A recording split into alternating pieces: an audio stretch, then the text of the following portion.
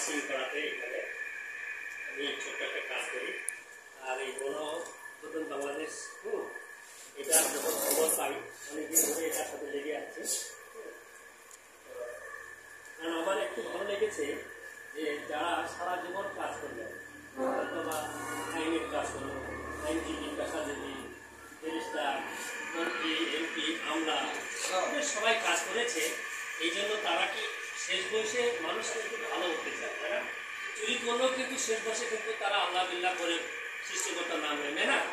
তো আমি সেই দৃষ্টিকোণ থেকে বলছি যে তারা তো সারাটা জীবন শেষই করে দিল, অনেক কিছু চাকরি বাকরি করে শেষ বয়সে তো আর দুর্নীতি করার জন্য তারা আসবে না, তাই না? তো একটু ভালো লাগলো এই জন্য। দ্বিতীয় ভালো লাগা হলো আমার এইটুকু যে আমাদের টাকা কিন্তু এটা আমাদেরই টাকা কিন্তু আমরা ট্যাক্স দেই।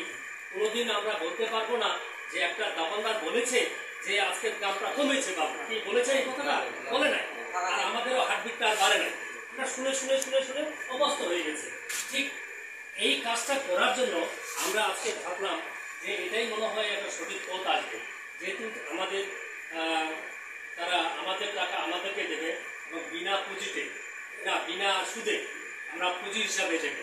আমাদের টাকা দিলে তো আমরা খেয়ে ফেলবো না, কিন্তু তারা কি হিসাবে দেবে? পুঁজি হিসাবে দেবে।